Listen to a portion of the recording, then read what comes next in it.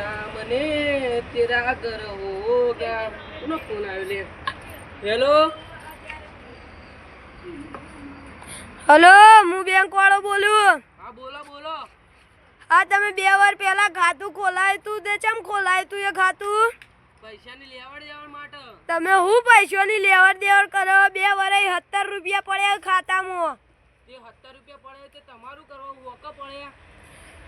અલ્યા હું તમાર હું કરવા કોઈ કણ અમોને પૈસા વધુ હ એટલા બધા પૈસા કોણ હાચો તમારું વધુ કહું તો હું લે એટલા બધા પૈસા કોણ હાચવશે અમાર તે આવું લેવા આઈ નબ્બી હાલ લઈ જા માર ના ખાવી હોય તો નકર ગાડી મોકલાવું